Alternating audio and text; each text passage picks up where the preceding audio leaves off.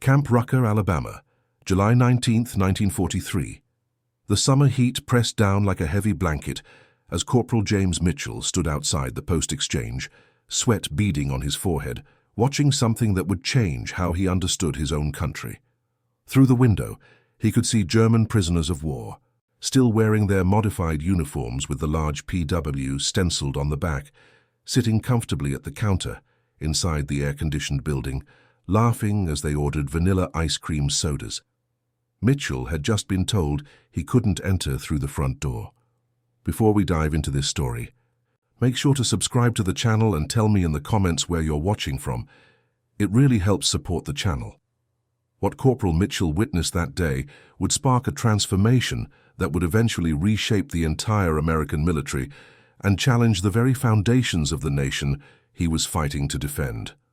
James Mitchell had grown up in Birmingham, Alabama, the son of a schoolteacher and a railroad porter. His mother, Ruth Mitchell, taught at the segregated colored school on the east side of town, where she educated generations of black children despite having textbooks that were hand-me-downs from the white schools and facilities that were perpetually underfunded. His father, Samuel Mitchell, worked for the Louisville and Nashville Railroad, carrying bags and serving wealthy white passengers who rarely acknowledged his presence except to bark orders or leave meager tips. Despite the limitations placed on them by segregation, the Mitchells had built a life of dignity and purpose, teaching their son that education and integrity were weapons against injustice. When James enlisted in January 1942, just weeks after the attack on Pearl Harbor, he believed he was stepping into a fight for freedom and democracy. He had graduated from his mother's school at the top of his class, won a partial scholarship to Tuskegee Institute, but couldn't afford the remaining costs, and spent 2 years working at a steel mill before the war began. He had listened to President Franklin Roosevelt's fireside chats about the 4 freedoms: freedom of speech, freedom of worship, freedom from want, and freedom from fear, and believed that defeating the forces threatening those freedoms was worth any sacrifice. At the induction center in Montgomery, Mitchell scored in the top 15% on the Army General Classification test, a result that surprised his white examiner, who looked at the score, then at Mitchell, then at the score again before silently stamping his papers. Mitchell qualified as an expert marksman during basic training at Fort Benning, Georgia, hitting 98 out of 100 targets and earning the admiration of his all-black unit and the grudging respect of the white officers who supervised them. He earned his corporal stripes within 8 months, recognized for his leadership, discipline, and ability to motivate the men under his command. His unit, the 477th Port Battalion, was responsible for loading and unloading the massive cargo ships that kept the war effort supplied, with everything from ammunition to medical supplies. It was grueling work that required both physical strength and careful organization. A typical day began at 5 in the morning and often lasted 16 hours or more, moving crates that weighed anywhere from 50 pounds to several hundred pounds, organizing supplies in massive warehouses, and ensuring that everything was properly documented and ready for shipment. The men worked in the suffocating Alabama heat and humidity, their uniforms soaked through with sweat within the first hour, their hands calloused and scarred from handling rough wooden crates and steel containers. The work was vital to the war effort, though it rarely received recognition. Every bullet fired in Europe or the Pacific, every medical bandage used in a field hospital, every can of rations that fed a soldier in combat, all of it passed through the hands of port battalions like Mitchell's. They loaded Liberty ships with tanks and trucks, ammunition and fuel, medical supplies and food. They worked with mathematical precision, calculating weight distribution to keep ships stable in rough seas, organizing cargo so that the most urgently needed supplies would be the first unloaded at distant ports.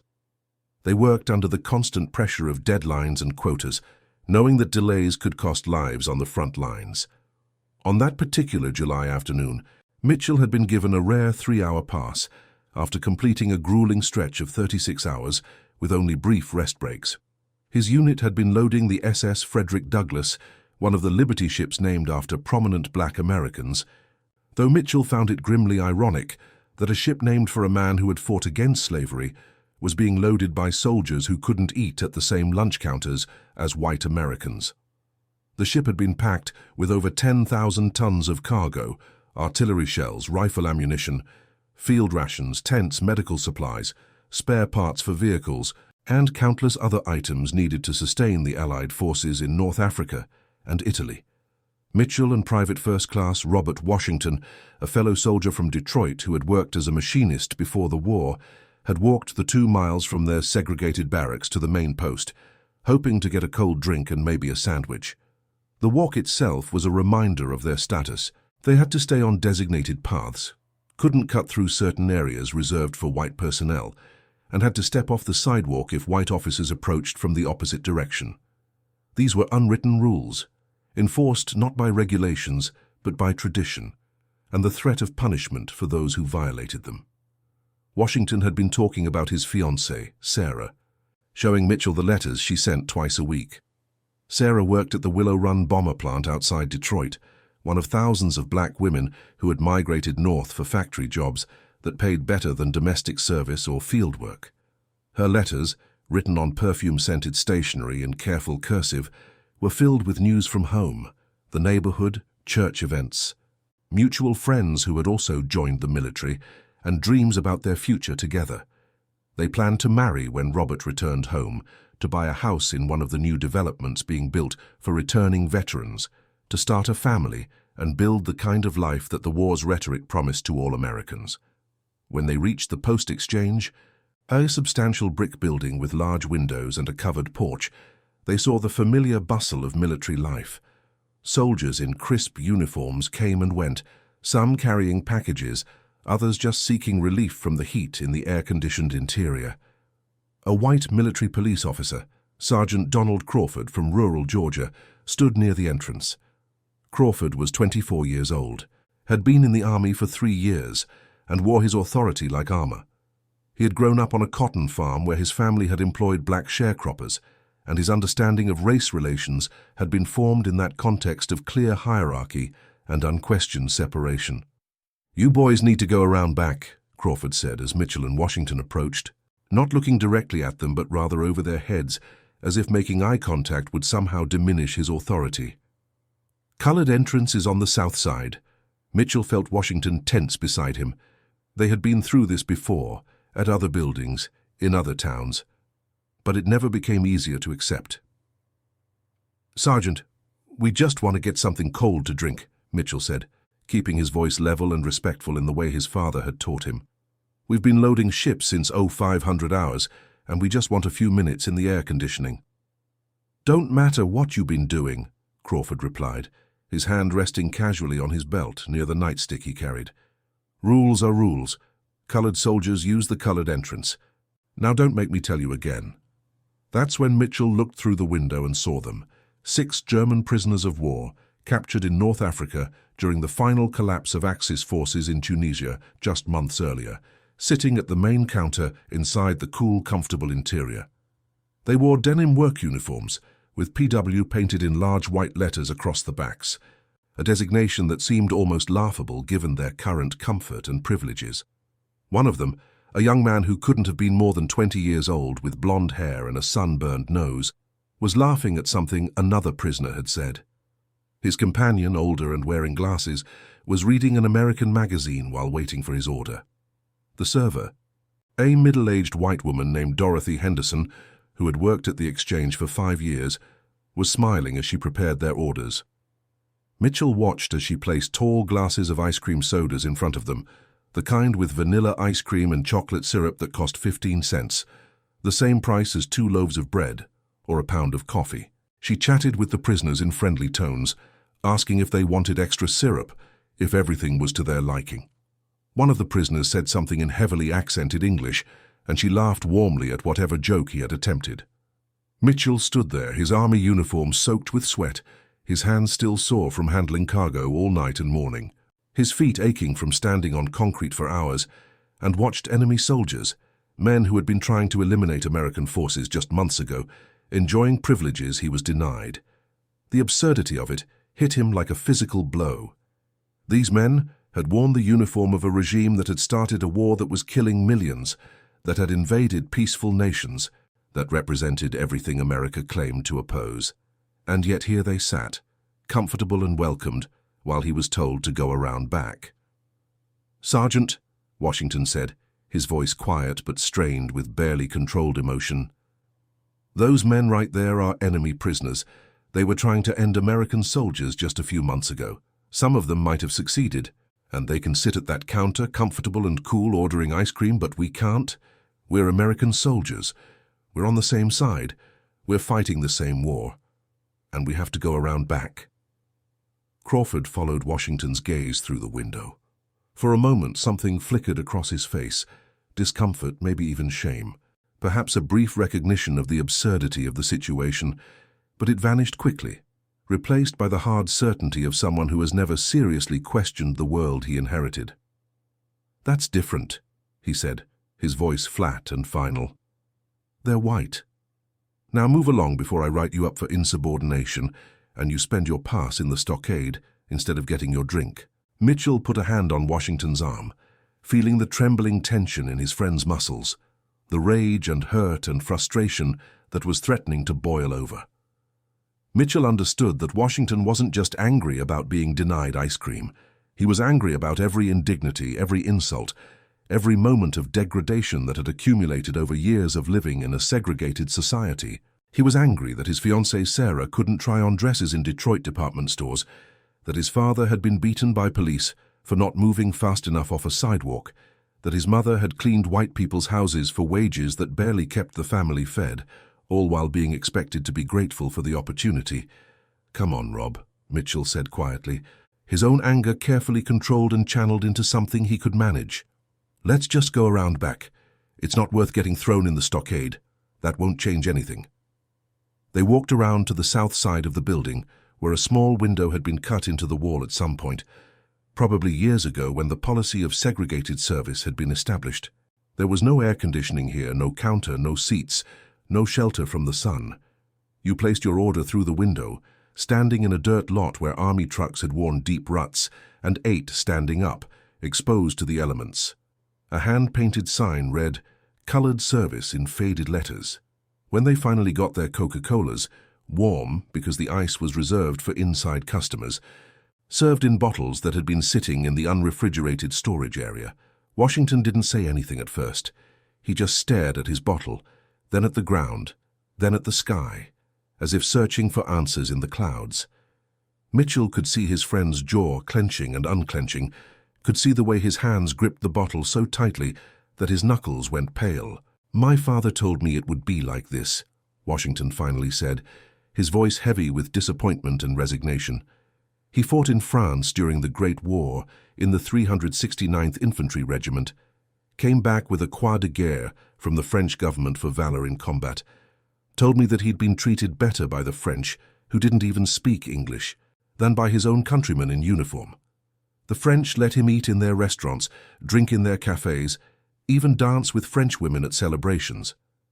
Then he came home and couldn't vote in his own country, couldn't get a decent job, got run out of a town in Louisiana for wearing his uniform, because some white folks thought he was being uppity. I didn't want to believe him. I thought maybe things had changed, that this war would be different, that fighting for democracy meant something." Mitchell didn't know what to say. He had heard similar stories from his uncle, who had also served in the 369th Infantry Regiment, the Harlem Hellfighters during the First World War. His uncle had earned medals from the French government, but couldn't vote in Alabama, couldn't get a loan to buy a house, couldn't find work that matched his skills and experience. His uncle had told him that the worst part wasn't the discrimination itself, horrible as that was, but the realization that your own country valued you less than it valued people who had been actively trying to harm it. What Mitchell and Washington didn't know that afternoon, standing in the dirt lot behind the post exchange drinking warm Coca-Cola, was that their experience wasn't unique. It was being repeated at military installations across the American South and even in some northern states, creating a pattern of humiliation and contradiction that would eventually become impossible to ignore or justify. At Camp Claiborne in Louisiana, black soldiers from the 364th Infantry Regiment reported near-identical incidents, with German prisoners enjoying full access to facilities while American soldiers were restricted to separate, inferior accommodations. At Fort Huachuca in Arizona, at the time home to the segregated 92nd Infantry Division, a fully equipped combat division with over 15,000 men, black officers were routinely refused service in officers' clubs, while German prisoners ate in enlisted facilities without restriction or comment.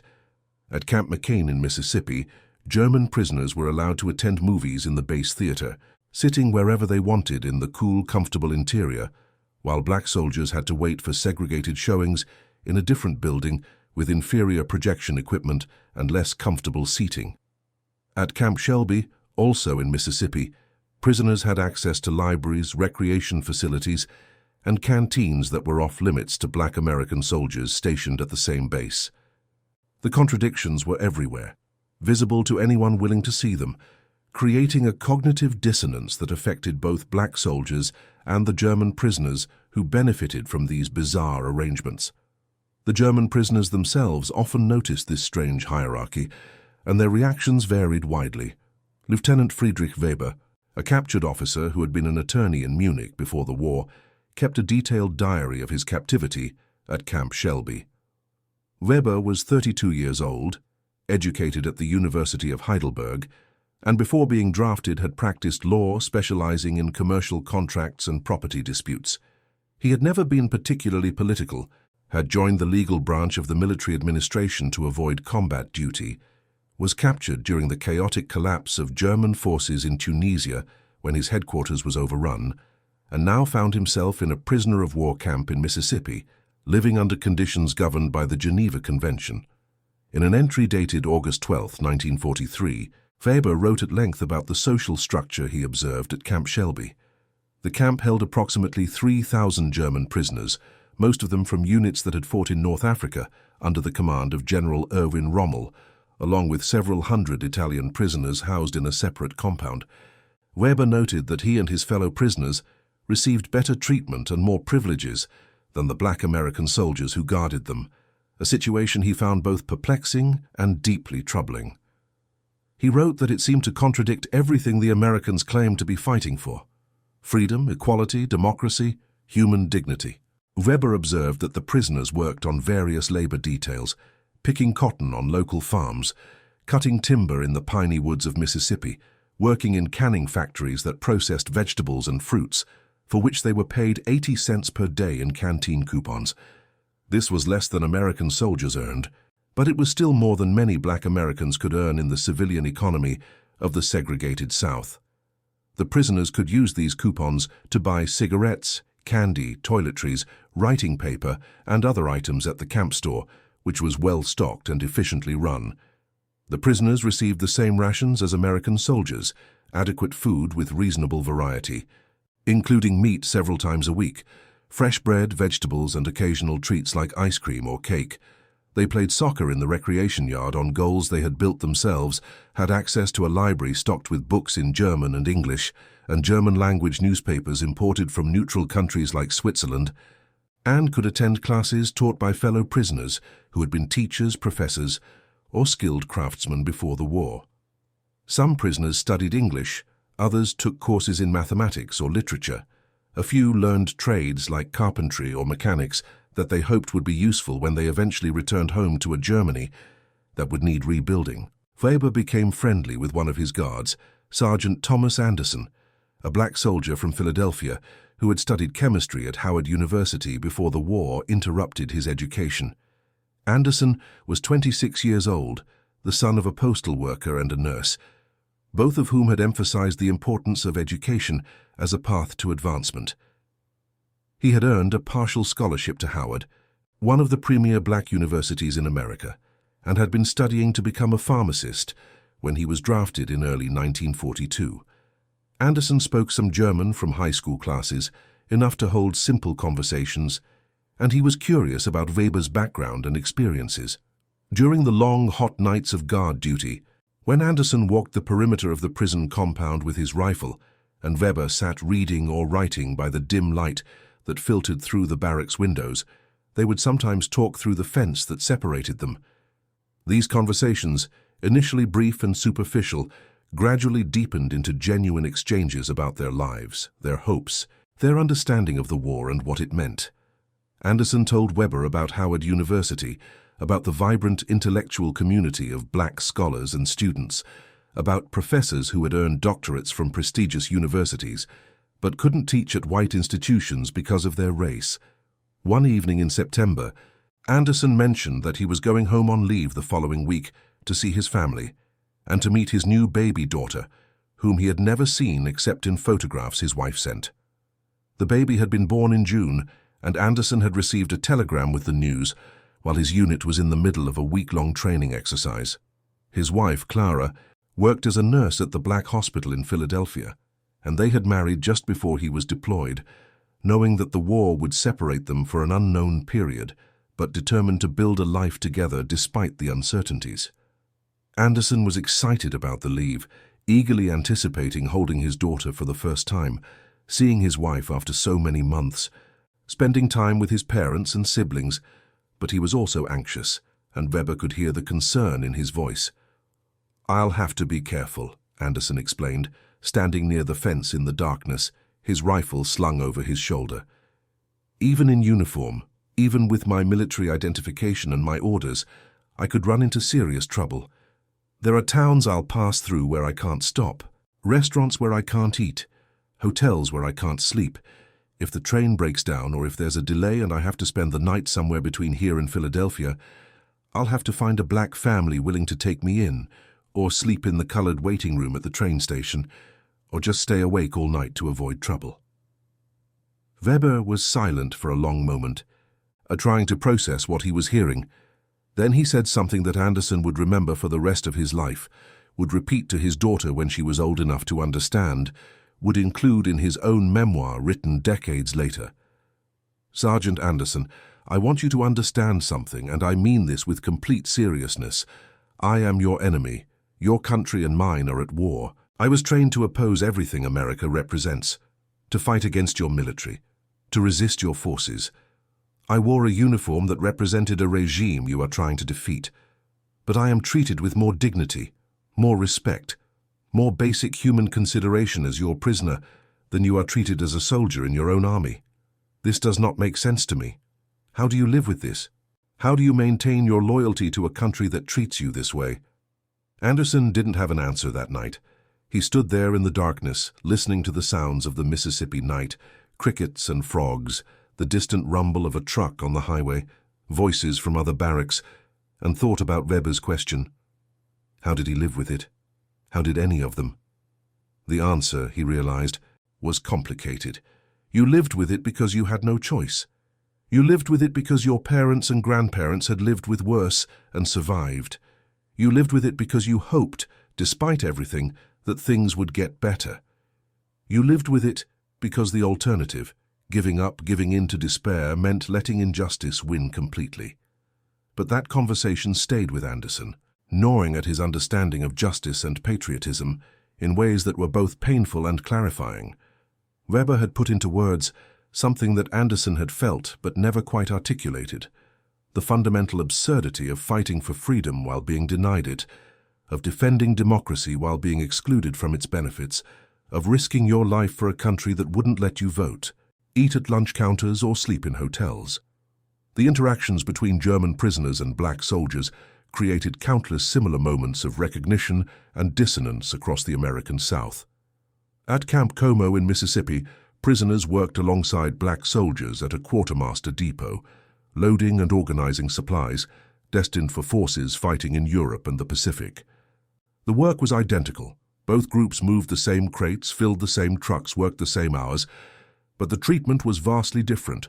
The prisoners could eat in the main mess hall, sitting at tables with white American soldiers, sharing meals and conversation.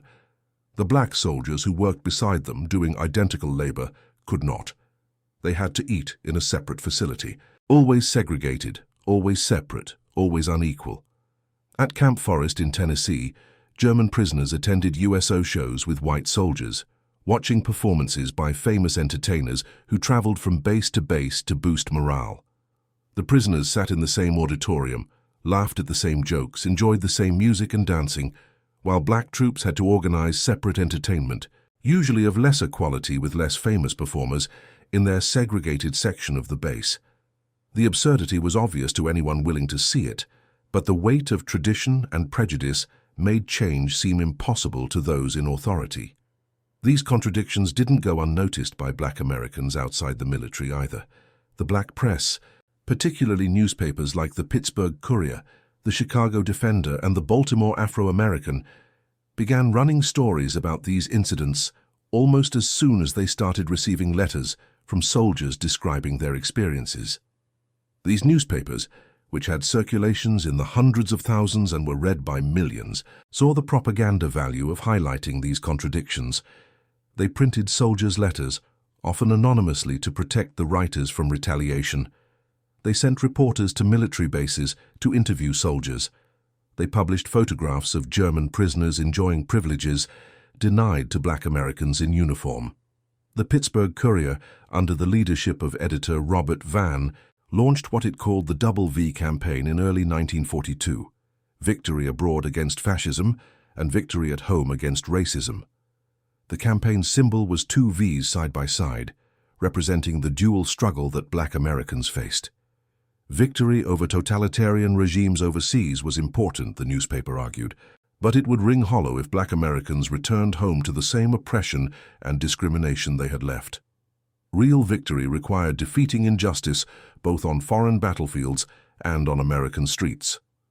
The Double V campaign resonated deeply with Black Americans across the country, both in and out of uniform. It gave voice to feelings that many had struggled to express, provided a framework for understanding their experiences, and created a sense of collective purpose. Churches displayed Double V posters. Businesses advertised their support for the campaign. Schools taught students about its significance. The campaign became a rallying cry, a way of saying that patriotism and protest were not contradictory but complementary. One of the campaign's most powerful images, published in the summer of 1943, showed a black soldier in uniform standing outside a restaurant, looking through the window at German prisoners eating inside. The caption read, "Prisoners of War or Prisoners of Prejudice." The image was reprinted in dozens of newspapers, discussed in churches and community meetings, and sent to members of Congress as evidence of the contradictions at the heart of American society. Corporal Mitchell began writing letters home to his mother, Ruth, carefully worded to pass through military censors who reviewed all mail for security violations or content that might damage morale, but clear enough in their meaning that she understood what he was experiencing. He described the work his unit was doing, the ships they were loading, the vital importance of their contribution to the war effort, but he also described, in careful language, the treatment they received, the restrictions they faced, the daily humiliations that accumulated like drops of water slowly filling a bucket.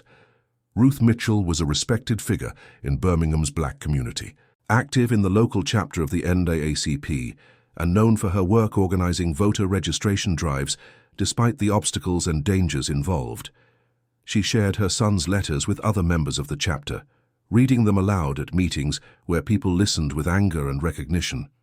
They began organizing, writing to the War Department to demand better treatment for black soldiers, writing to their congressmen, though Alabama's congressmen were uniformly segregationist and unlikely to help, writing to national civil rights organizations, writing to anyone who might listen and might have the power to change things.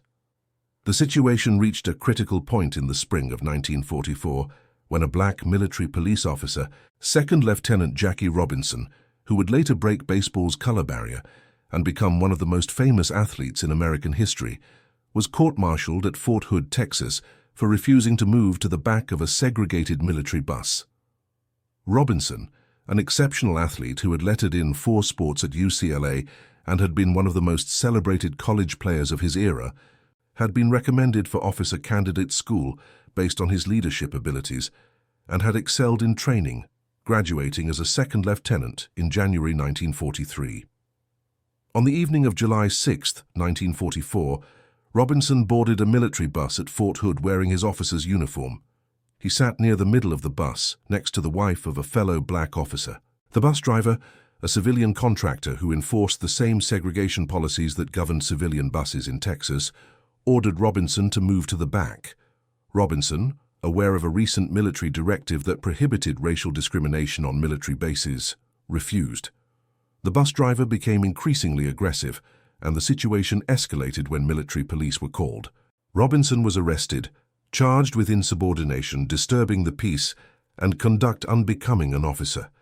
The charges were serious enough to result in a dishonorable discharge if he was convicted, effectively ending his military career and likely limiting his future opportunities. The case became national news when civil rights organizations learned about it and began publicizing Robinson's situation. The trial revealed that while Robinson was being threatened with a dishonorable discharge for refusing to accept segregation on a military bus, German prisoners at the same fort had more freedom of movement, better treatment, and fewer restrictions than black officers. The trial lasted several days, with prosecution witnesses describing Robinson as aggressive and disrespectful, while defense witnesses testified to his exemplary service record and the legitimate basis for his actions. The defense argued that Robinson had been following military policy that prohibited discrimination on base, and that he had been respectful throughout the incident, despite provocation. The court-martial board, composed of white officers, ultimately acquitted Robinson of all charges, though the experience left him disillusioned with the military. He received an honorable discharge in November 1944 and left the army, eventually finding his calling in baseball, where he would make history of a different kind. Robinson's case became a symbol of the broader struggle black soldiers were waging.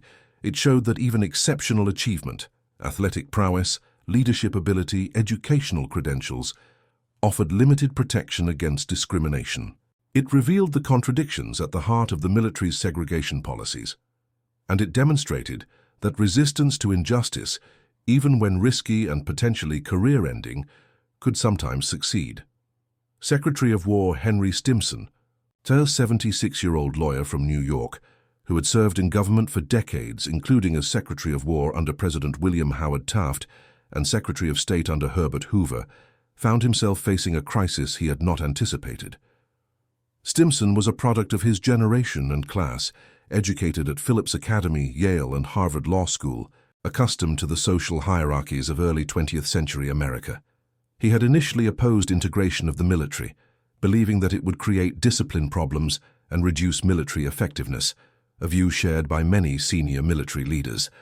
However, reports from base commanders across the country indicated that morale among black troops was deteriorating rapidly. There were incidents of resistance, work slowdowns, and in some cases outright confrontations between black soldiers and white MPs or officers. At the same time, the military desperately needed the labor and service of these troops. Black soldiers made up approximately 10% of the army, over 700,000 men, and they were essential to the war effort, even though most were assigned to support roles rather than combat units. They loaded ships, built roads, maintained equipment, drove trucks, cooked meals, provided medical care, and performed countless other tasks that kept the military machine functioning. Stimson convened a series of meetings with his staff throughout the spring and summer of 1944. Among those present was Lieutenant Colonel Marcus Ray, one of the few black officers in a senior staff position at the War Department. Ray was 40 years old, a graduate of Howard University and Harvard Law School, and had been quietly documenting incidents of discrimination and their impact on military effectiveness. He had compiled reports from base commanders, letters from soldiers, articles from the black press, and statistical analyses showing declining morale, reduced productivity, and increasing incidents of conflict. Ray presented Stimson with a comprehensive report that was both damning in its details and persuasive in its argument. The report included hundreds of documented cases of black soldiers being treated worse than enemy prisoners, complete with dates, locations, witnesses, and outcomes. It showed statistics on morale measured through surveys and interviews, re-enlistment rates that were declining among black soldiers while remaining stable among white soldiers, and efficiency metrics that revealed productivity problems in units where racial tensions were high. Most importantly, the report made a practical argument that transcended questions of morality or justice. The current situation was undermining the war effort and needed to change for purely strategic reasons. "Sir," Ray said during a meeting in late May 1944, choosing his words carefully because he knew that moral arguments would be less effective than practical ones. We are asking these men to risk their lives for a country that treats enemy prisoners better than it treats them. We are expecting them to maintain discipline and morale while denying them basic dignity and respect. This is not sustainable from a practical standpoint, and it is not helping us win the war. Every incident of discrimination creates resentment that spreads through entire units.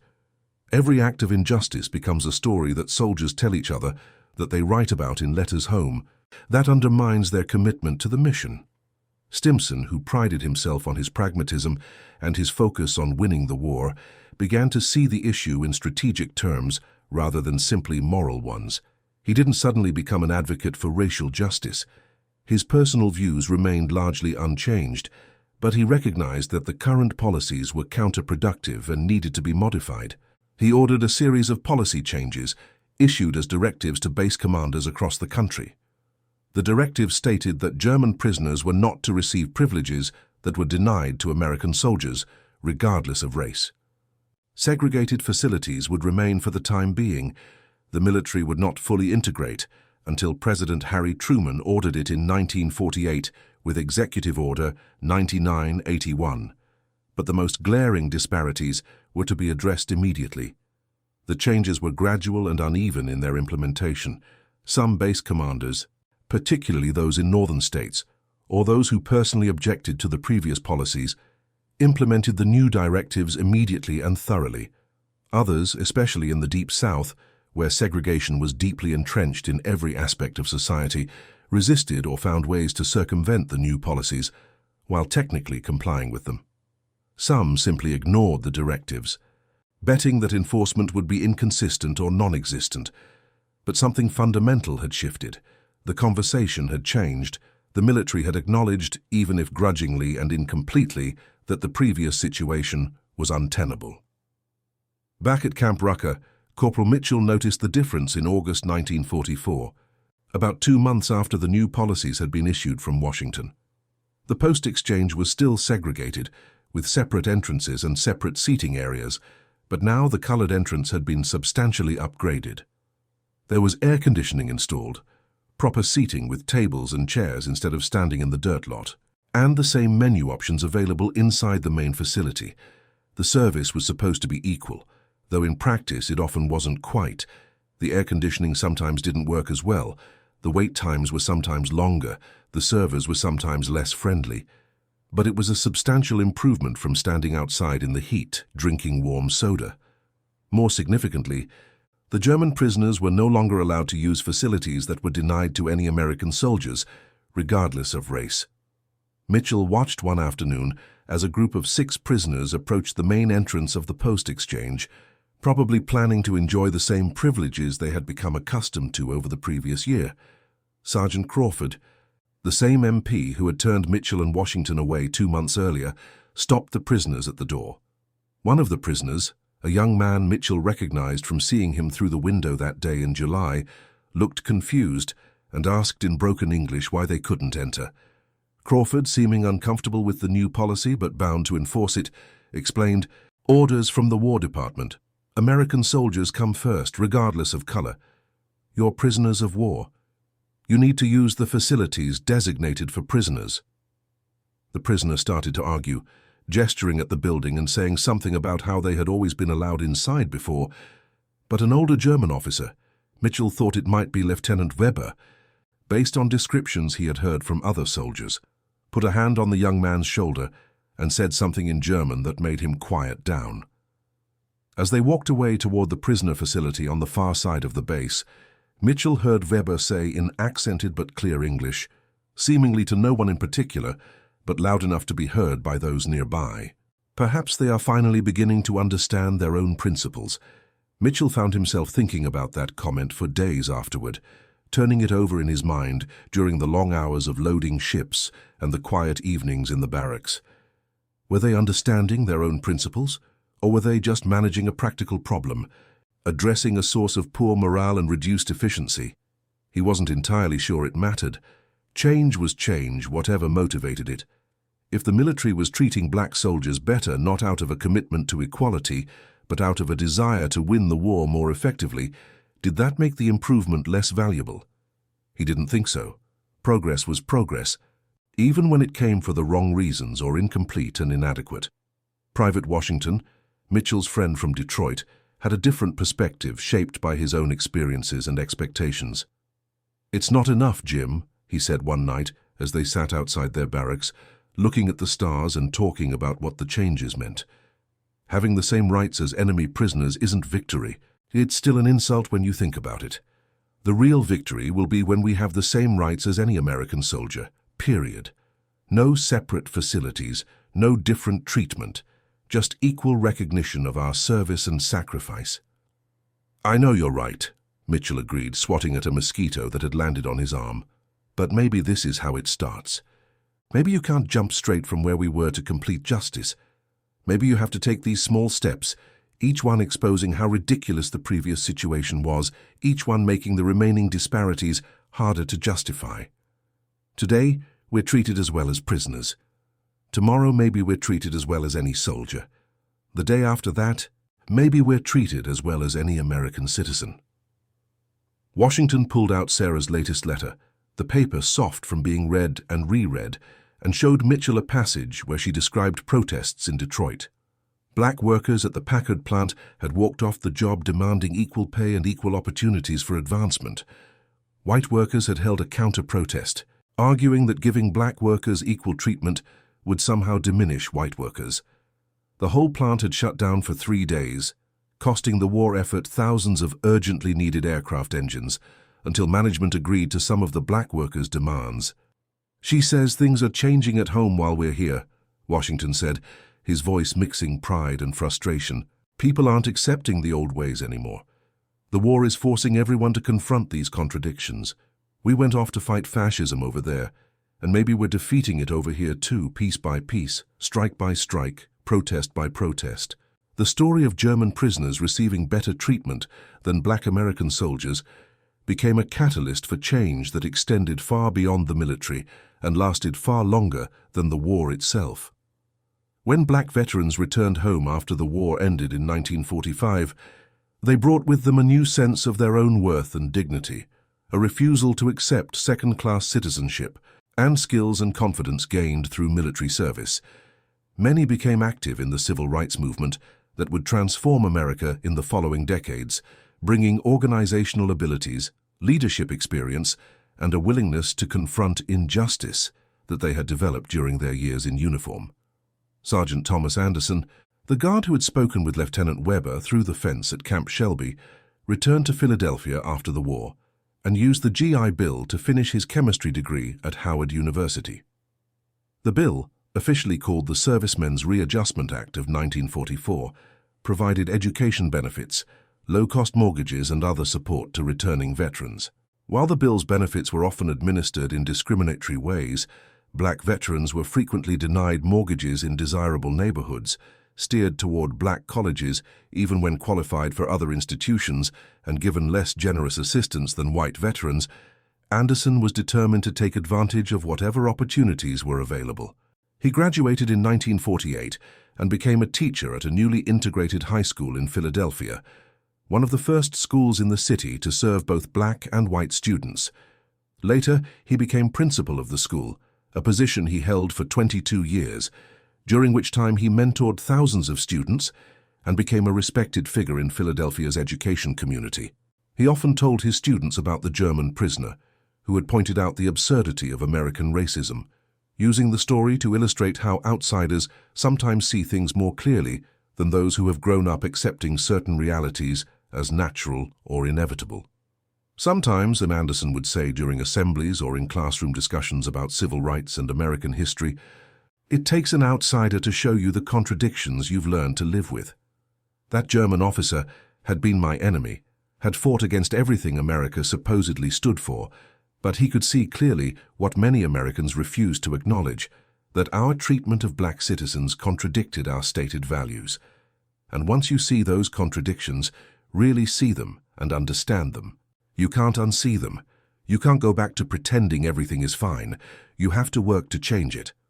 Lieutenant Friedrich Weber survived the war and returned to Germany in early 1946, traveling on a crowded ship with hundreds of other former prisoners, many of them uncertain what they would find when they got home. Germany was devastated. Its cities reduced to rubble by years of bombing, its economy shattered, its government dismantled, its future uncertain. Weber found that his family home in Munich had been destroyed in a bombing raid, his parents killed, his law practice dissolved. He started over in a smaller city, eventually building a successful practice and becoming involved in the reconstruction of Germany's legal system. In the late 1950s, Weber wrote a memoir about his experience as a prisoner of war, motivated partly by the passage of time and partly by his children's questions about what he had done during the war. A significant portion of the book dealt with the strange racial hierarchy he had observed in American prisoner camps, contrasting the relatively humane treatment he received as an enemy prisoner with the discriminatory treatment faced by black American soldiers.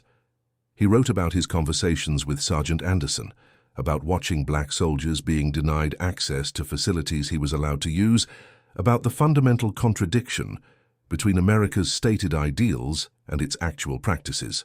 The book was translated into English in 1962 and published by a small press in New York. It didn't become a bestseller, but it found an unexpected audience among civil rights activists and historians who recognized its value as an outsider's perspective on American segregation. Weber's observations, coming from someone who had no stake in American racial politics and no reason to exaggerate or fabricate, provided powerful testimony about the realities of Jim Crow America. The book was cited in academic papers, excerpted in civil rights literature, and used in college courses about American history and race relations.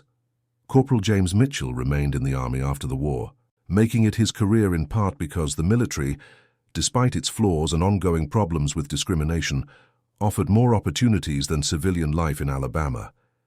He benefited from the slow but steady integration of the military that President Harry Truman ordered in 1948 with Executive Order 9981, which stated that there shall be equality of treatment and opportunity for all persons in the armed forces, without regard to race, color, religion, or national origin. The order didn't immediately end all discrimination. Implementation took years and faced significant resistance, but it set a clear direction and provided a basis for challenging discriminatory practices. Mitchell rose through the ranks, earning promotions based on his competence, leadership, and dedication. He served in Korea during that conflict from 1950 to 1953, leading an integrated unit in combat and earning commendations for his performance under fire. He later served in the early years of American involvement in Vietnam, training South Vietnamese forces and advising on logistics and supply operations. By the time he retired in 1965 as a sergeant major, he had served 23 years and seen the military transform from a segregated institution into one of the most integrated organizations in American society. He returned to Birmingham, where he became active in the civil rights movement that was reaching its peak in the mid-1960s. Birmingham had become a major battleground in the fight against segregation, with protests, demonstrations, and violent resistance from segregationists creating national attention and pressure for change. Mitchell marched alongside younger activists, often speaking about his military service and using his status as a veteran to challenge white Birmingham residents who claimed that black people weren't patriotic or didn't deserve equal rights. In 1963, during the height of the Birmingham campaign led by Reverend Martin Luther King Jr., and the Southern Christian Leadership Conference, Mitchell was interviewed by a young journalist from the New York Times who was covering the demonstrations. The journalist asked him about the roots of his activism, wondering what had transformed him from a soldier into a civil rights advocate.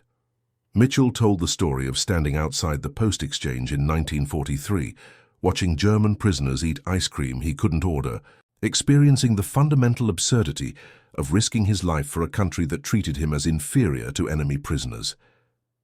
"That moment crystallized something for me," Mitchell said, sitting in his modest home in Birmingham while protests raged in the streets outside. "I realized that the enemy wasn't just over there in Europe or the Pacific. There was an enemy right here at home, and it was the idea that some people were worth less than others, based on nothing more than the color of their skin. The Germans didn't defeat that enemy.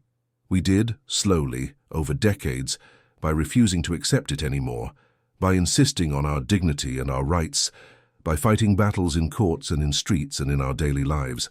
The journalist asked if he was bitter about his treatment during the war, about the years of discrimination and disrespect despite his service. Mitchell thought for a long moment before answering, choosing his words carefully. Bitter? Sometimes, sure. There are moments when I think about all the indignities, all the insults, all the ways I was made to feel less than human, and I feel anger rising up, but also grateful in a strange way, because that experience, as painful as it was, showed me exactly what I was fighting for. Not just to defeat Germany or Japan in a military sense, but to make America live up to its own ideals, to force this country to become what it claimed to be. That's been the work of my lifetime, and I'm not finished yet. Won't be finished until every American has the same rights and opportunities regardless of race. Now, Private Robert Washington did marry his fiancée Sarah when he returned from the war in late 1945. They settled in Detroit, where the auto industry was booming and jobs were relatively plentiful compared to the South. Washington worked as a machinist at a Ford plant, using skills he had refined during his military service, and became active in his union, the United Automobile Workers. He fought for equal pay and equal treatment for black workers, pushing back against practices that reserved the best jobs and highest wages for white workers. His daughter, born while he was at Camp Rucker, and now old enough to understand, grew up hearing stories about her father's military service and the contradictions he had faced. She later became a civil rights attorney, carrying forward the struggle for justice that had shaped her father's life. The contradictions that black soldiers experienced during World War II, fighting for freedom abroad while being denied it at home, became one of the most powerful arguments for civil rights in the decades that followed. When activists in the 1950s and 60s pointed out the hypocrisy of American racial policies, they frequently referenced the war years. How could America claim to be the leader of the free world, they asked, when it had treated its own soldiers worse than enemy prisoners? How could America lecture other nations about human rights when it denied basic dignity to millions of its own citizens? These questions resonated not just with black Americans but with many white Americans as well, particularly those who had served in the military or had family members who had served. The military itself became one of the first major American institutions to move toward full integration, pushed by President Truman's executive order, but also by the practical realities that integration improved effectiveness. By the time of the Korean conflict, which began in 1950, integrated units were becoming standard rather than exceptional. Studies conducted by the military showed that integrated units performed better than segregated ones, with higher morale, better cooperation, and greater effectiveness in combat situations.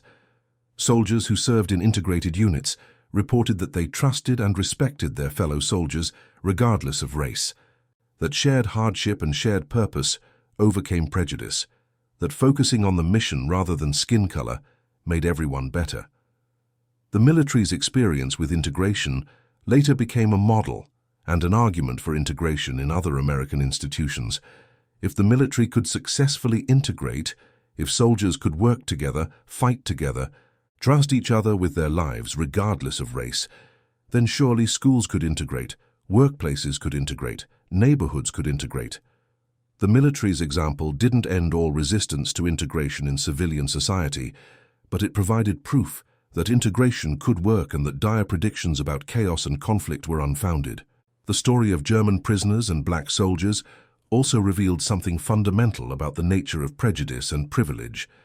Many of the white Americans who treated German prisoners better than black soldiers weren't acting out of deliberate cruelty or conscious malice. They were simply following the social norms they had been taught from childhood, norms so deeply ingrained that they seemed natural and inevitable rather than constructed and changeable. Segregation was just the way things were, the way things had always been, the way things were supposed to be. Questioning it seemed radical or dangerous. When those norms were challenged, when the absurdity of the situation was pointed out, When people were forced to confront the contradiction between American ideals and American practices, some people changed their views. Not everyone, certainly, not quickly or completely, but enough to matter. Some white soldiers who witnessed these contradictions began to question segregation. Some white officers who saw the damage discrimination did to military effectiveness began to advocate for change. Some white Americans who read about these incidents in newspapers or heard about them from returning veterans began to recognize the injustice of the system they had previously accepted without much thought. The German prisoners themselves had varied and complex reactions to what they witnessed. Some, like Lieutenant Weber, found it troubling and contradictory, a sign that America's claims of moral superiority were at least partially hollow. Others simply accepted the privileges they were given without much reflection, enjoying better treatment while it lasted, and not concerning themselves with the deeper implications. A few, particularly those who had been deeply committed to the ideology they had fought for, saw American segregation as confirmation of their own beliefs about racial hierarchies and the supposed hypocrisy of democratic societies. But for many prisoners, the experience of American captivity was more complicated and challenging than they expected. They encountered black soldiers who were disciplined, educated, capable, and committed. Everything their previous training had told them, black people were not. They saw contradictions that raised questions about both American society and their own beliefs. They lived in a strange limbo, where they were simultaneously enemies and beneficiaries of a system that privileged them over American citizens. One prisoner, Hans Keller, had been a farmer's son from Bavaria who was conscripted at age 19 and captured at 20 during the final collapse of Axis forces in North Africa. Keller had grown up in a rural area with almost no exposure to people different from himself, had absorbed the prejudices and propaganda of the regime he served without much critical thought, and expected to hate his American captors. Instead, he found himself confused and unsettled by what he observed. Keller worked on a labor detail picking cotton alongside black soldiers from a quartermaster unit. The work was identical, the conditions were the same, but the treatment was different. During breaks, Keller could rest in the shade and drink cold water from a cooler, designated for prisoners and white soldiers. The black soldiers worked beside him, had to use a separate water source and weren't allowed to rest in the same shaded areas. Keller, who had been taught that blacks were inferior and incapable, couldn't reconcile this belief with the evidence before his eyes. Black soldiers who worked as hard as anyone, who were organized and efficient, who helped him when he struggled with the unfamiliar work of cotton picking, despite the fact that he was their enemy. After returning to Germany following the war, Keller became a teacher in his rural village, eventually becoming principal of the local school.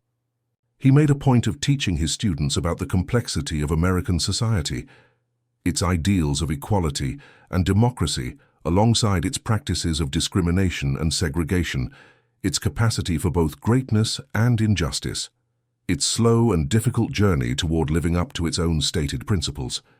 He often told his students that his time as a prisoner in America had taught him more about the dangers of prejudice and the importance of judging people as individuals rather than categories than any other experience in his life.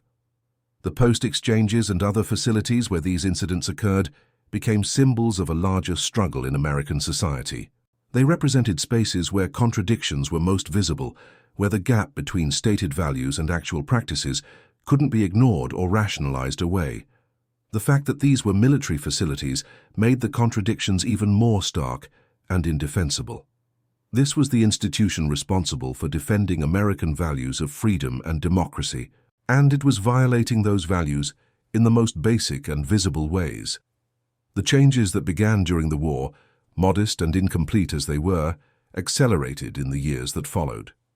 The GI Bill, despite being implemented in discriminatory ways in many places, still provided opportunities for black veterans that previous generations hadn't had. Hundreds of thousands of black veterans used their benefits to get college educations, buy homes, and start businesses. They formed organizations, joined civil rights groups, and pushed for change through courts, legislatures, and direct action in the streets. The Supreme Court's landmark decision in Brown v. Board of Education in 1954 which declared school segregation unconstitutional, was argued in part by Thurgood Marshall, who had served as a legal officer during World War II and had witnessed military segregation firsthand. Marshall and the other attorneys who argued the case drew on social science research, constitutional principles and moral arguments to demonstrate that separate could never truly be equal, that segregation inherently implied and reinforced ideas of racial inferiority. The Montgomery bus boycott, which began in December 1955 after Rosa Parks refused to give up her seat to a white passenger, was organized and sustained by veterans of World War II. Parks's husband Raymond had served in the Army Air Forces, as had many of the boycott's leaders. These veterans brought organizational skills, determination, and a willingness to face danger that they had developed during their military service.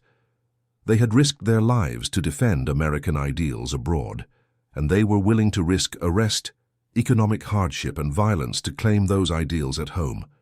The connection between World War II and the civil rights movement was direct, powerful, and multifaceted. The war had exposed contradictions that could no longer be maintained or ignored. It had given Black Americans new experiences that challenged the assumptions of segregation, new skills that opened opportunities, new expectations that made the old system intolerable. It had shown that change was possible, even if slow and difficult, even if resisted by those who benefited from the status quo.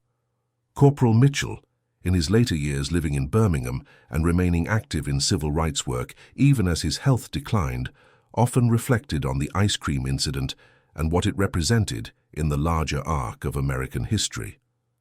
He would tell young people that sometimes the most important moments in history aren't the big battles or the famous speeches or the dramatic confrontations. Sometimes they're the small indignities that finally become too absurd to tolerate, the minor incidents that illuminate larger truths, the personal experiences that crystallize understanding and motivate action. People ask me if I'm proud of my military service, Mitchell said in an interview in 1985, 2 years before his death from heart disease at age 67. And I tell them yes, absolutely, I'm proud of what I did and how I served. But I'm not just proud of the ships I loaded or the supplies I organized or the medals I earned. I'm proud because I took the injustice I experienced and used it as fuel for change instead of letting it destroy me with bitterness.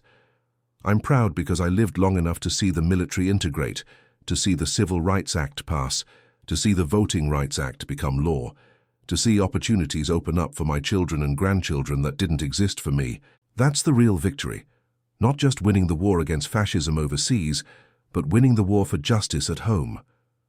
The legacy of those wartime experiences continues to resonate in American society and in discussions about race, equality, and justice. The story of black soldiers watching German prisoners eat ice cream they couldn't order has been told in books, documentaries, museum exhibitions, and classrooms as an example of the complex and often contradictory nature of American history. It serves as a reminder that progress isn't inevitable or automatic, that it requires people to notice injustice, to speak up against it, to persist even when change seems impossible, and to continue pushing forward even when the victories are partial and incomplete. The military today, though still facing challenges and ongoing issues, is widely recognized as one of America's most successfully integrated institutions. Black Americans serve at all ranks and in all specialties, from infantry to intelligence, from aviation to administration. They serve as generals and admirals commanding troops making strategic decisions, representing American military power around the world. This transformation didn't happen by accident or inevitably. It happened because soldiers like James Mitchell and Robert Washington and Thomas Anderson refused to accept inequality, because they fought for justice as persistently as they fought in the war, because their experiences exposed contradictions that ultimately couldn't be sustained. The post-exchange at Camp Rucker, where Mitchell stood outside watching German prisoners enjoy privileges he was denied, no longer exists. The building was torn down decades ago, replaced by newer structures as the base evolved and modernized. Camp Rucker itself was later renamed Fort Rucker and then Fort Novosel in 2023, shedding its connection to a Confederate general and honoring a more recent military hero. But the memory of what happened there and at dozens of other bases across the South remains important, preserved in oral histories, military records, newspaper archives, and family stories passed down through generations. The ice cream that German prisoners ordered while black soldiers stood outside wasn't just a dessert or a trivial privilege.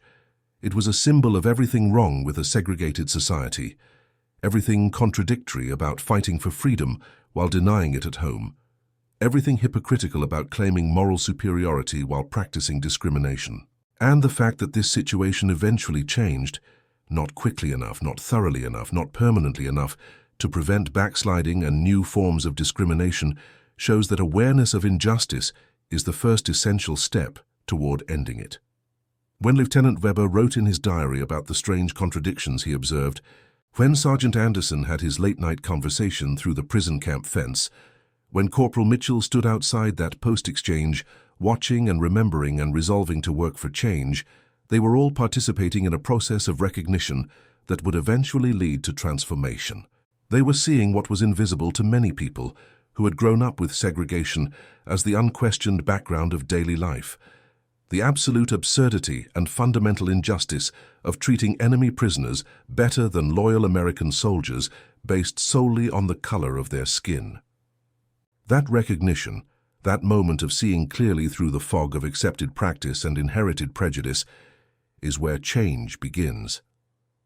Not with dramatic gestures or sudden revelations, though those can help, but with accumulated moments of clarity that make the old ways impossible to sustain. The German prisoners enjoying their ice cream while black soldiers stood outside in the heat became one of those moments, repeated across dozens of bases, witnessed by thousands of people, documented in letters and newspapers and photographs, eventually becoming impossible to ignore or justify to anyone willing to look honestly at the situation. The transformation that followed wasn't complete or perfect. Decades later, America still struggles with questions of racial justice and equality, still debates the meaning of opportunity and fairness, still grapples with the legacy of slavery and segregation. But the military's integration, which began in earnest because of the contradictions exposed during World War II, proved that significant change was possible. It showed that institutions deeply invested in segregation could transform, that people raised with prejudice could overcome it, that a more just society was achievable even if the journey was long and difficult and filled with setbacks and resistance. And that concludes our story. If you made it this far, please share your thoughts in the comments. What part of this historical account surprised you most? Don't forget to subscribe for more untold stories from World War II and check out the video on screen for another incredible tale from history. Until next time.